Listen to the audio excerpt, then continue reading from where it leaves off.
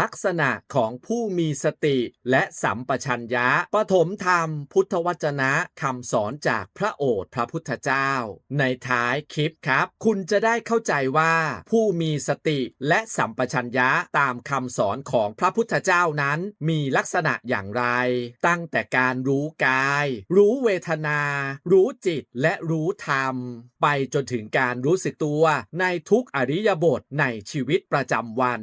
ครับภิกษุทั้งหลายภิกษุเป็นผู้มีสติเป็นอย่างไรเล่าภิกษุทั้งหลายภิกษุในกรณีนี้เป็นผู้เห็นกายในกายอยู่เป็นประจำมีความเพียรเผากิเลสมีสัมปชัญญะมีสติกำจัดอภิชฌา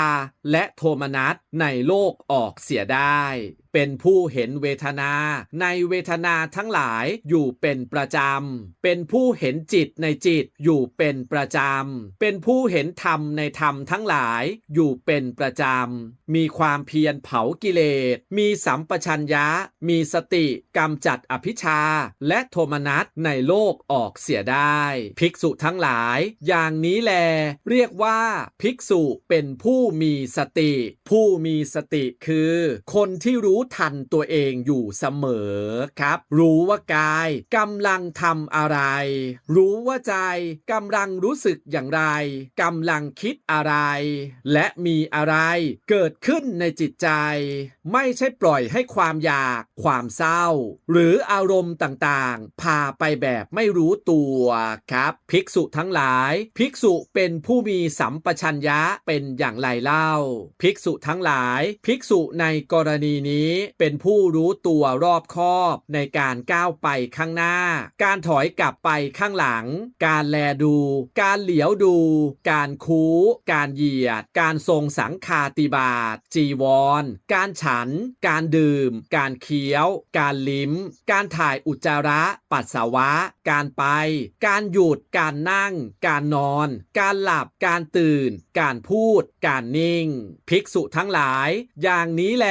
เรียกว่าภิกษุเป็นผู้มีสัมปชัญญะผู้ที่มีสัมปชัญญะคือคนที่รู้ตัวรอบคอบในสิ่งที่กำลังทำครับไม่ว่าจะเดินนั่งกินดื่มพูดนิ่งหลับหรือตื่นก็ไม่ทำแบบใจลอยพูดง่ายๆก็คือรู้ว่าตอนนี้เรากำลังทำอะไรอยู่นั่นเองครับสรุปแบบเข้าใจง่ายนะครับในพระสูตรนี้พูดถึงลักษณะของผู้มีสติและสัมปชัญญะตามคำสอนของพระพุทธเจ้า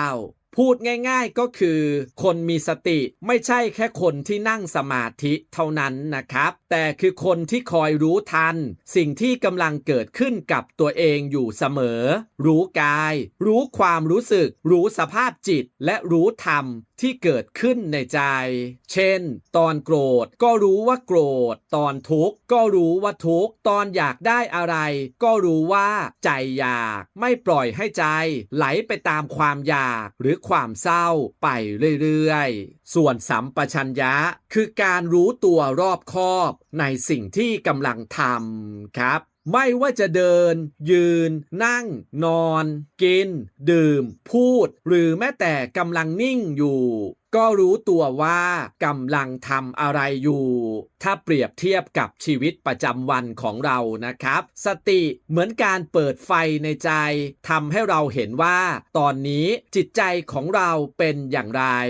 ส่วนสัมปชัญญะเหมือนการขับรถอย่างมีสติรู้ว่ากำลังเหยียบคันเร่งเบรกมองซ้ายมองขวาไม่ขับแบบใจลอยสรุปสั้นๆก็คือผู้มีสติและสัมปชัญญะคือคนที่ไม่ปล่อยชีวิตให้ไหลไปแบบไม่รู้ตัวครับแต่รู้ทันกายรู้ทันใจและรู้สึกตัวในทุกการกระทำของตัวเองแถมอีกหนึ่งพระสูตรครับสิ่งที่พระศาสดาถือว่าเป็นความอัศจรรย์อานนท์เพราะเหตุนั้นในเรื่องนี้เธอพึงจำสิ่งอันน่าอัศจรรย์ไม่เคยมีมาแต่ก่อนของตถาคตข้อนี้ไว้อานนท์ในกรณีนี้คือเวทนาเป็นของแจ่มแจ้งแก่ตถาคตแล้วจึงเกิดขึ้นแล้วจึงตั้งอยู่แล้วจึงดับไป